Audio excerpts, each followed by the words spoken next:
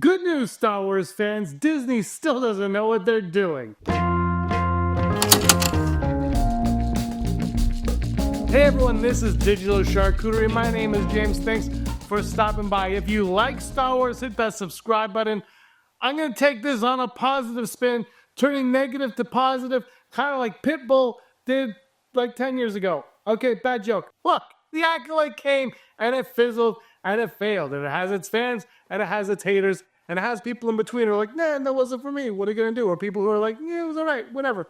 Now we got Skeleton Crew and its numbers aren't looking as good as Acolyte, though nothing really has been confirmed or made public thus far. But the Acolyte, of course, was famously canceled a few weeks after the finale aired, which was kind of, in my opinion, a strange case because Disney, Star Wars, Lucasfilm, they've all kind of been like, nah, we're not going to really mention if anything's canceled or not. Like we heard Book of Boba Fett canceled, Obi-Wan possibly not, but now there might be a second season of that. So they've never really canceled anything, and I don't think there's a need for it either. But the Acolyte kind of ended on a bit of a cliffhanger, and they're not going to resolve it, obviously, even though I think there are elements of that show that they did quite well. Other things I think that they failed miserably at, but I think some stuff they did quite well. One of them, of course, was the Stranger Chimera. I thought that was a character I'd like to see grow and progress. But now, Deadline is releasing an article that just makes me scratch my damn head.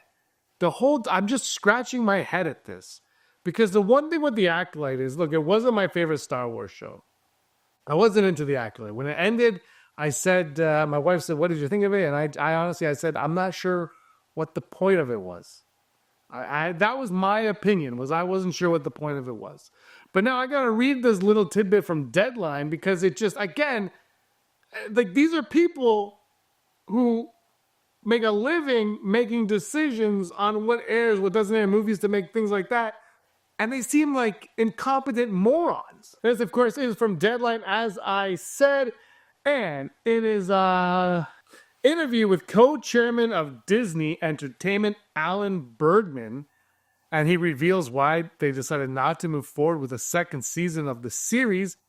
And Bergman says, we were happy with our performance, but it wasn't where we needed it to be given the cost structure of that title. Quite frankly, to go and make a season 2, Bergman told Vulture. So this is from Vulture. So that's the reason why we didn't do it.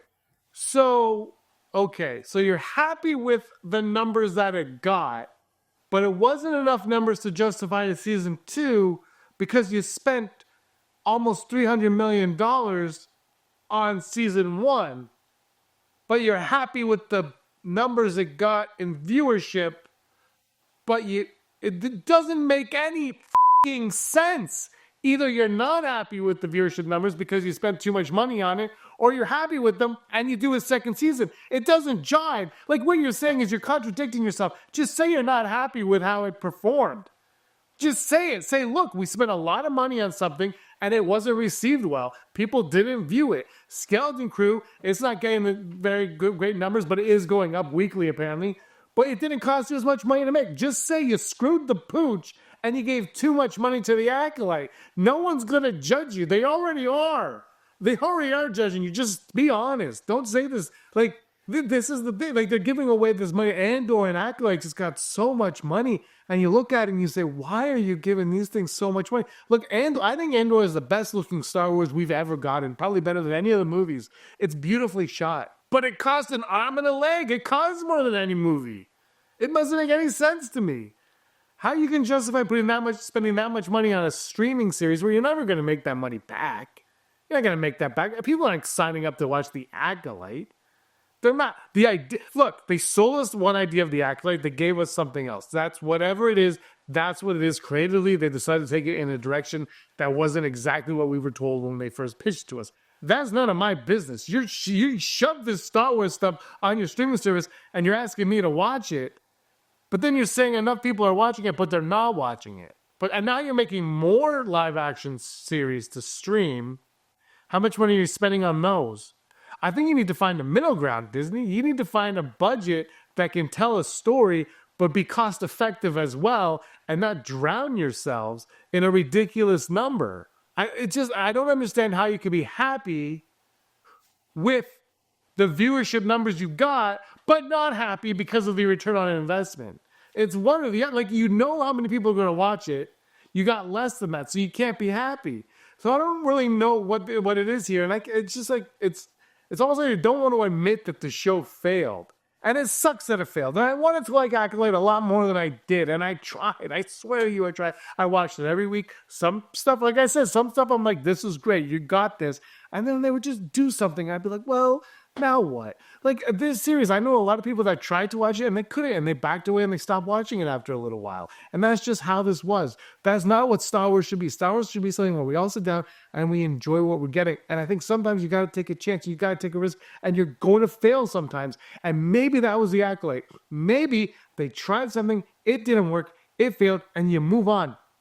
And you accept it for what it is. And the Acolyte this time just wasn't what Star Wars fans wanted or what Star Wars fans needed as a whole. Obviously, again, I know there are individuals out there that quite enjoy the Acolyte. I know some personally that do.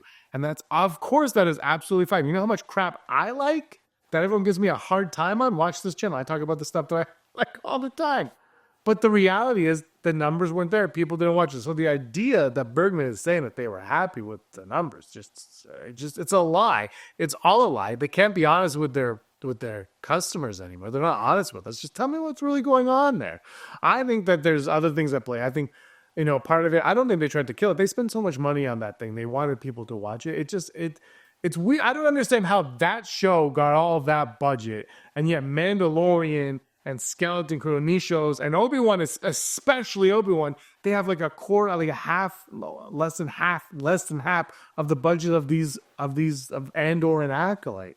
And again, like I said, I love the Andor, but the viewership numbers weren't great on Andor. If you look at the viewership, they weren't spectacular on Andor either. I mean, they weren't as bad as Acolyte, but they weren't spectacular. So it blows my mind what they're doing. I think they got to spend less money, focus on quality over quantity, and sometimes, when your hands are tied and you can only use so much money, you got a little bit more creative and you bring something to the table. And I think that's what happened with season 1 of the Mandalorian, especially, was they were like, this is your budget. You only get, what was it, like $8-10 million an episode. It was like an $80 million show, which is 210 or 20 less than the Acolyte. And they made something brilliant, and they had to use resources. I know they created the volume, which is, a sticky subject now, but they made that out of necessity. And then they have to go back to that and just focus on the creativity. Don't worry about the budget. You look online, there's all these amazing independent fan films for Star Wars out there, and the effects, I'm like, why are these effects of it? Now, they're not necessarily always Disney level quality, but they're pretty good. I think you can use a good Star Wars movie for a lower budget.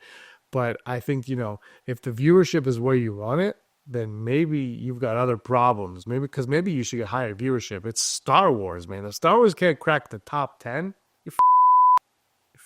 those are my thoughts. I love Star Wars. I want to see more Star Wars. I want Star Wars to be the big dog, man, the top dog of it all. But with these kind of comments, it's just, I don't even know what, like, they're like, well, as long as we just get by. As long as we just get by. No, put some effort into your shows, and we're going to sit down, we're going to watch it, we're going to enjoy it, we're going to buy your damn merchandise. We're going to buy those $50 Black Series figures. $50 for a Black Series. But we're going to, because we're Star Wars fans. We love Star Wars. I love Star Wars. Skeleton Crew is fantastic.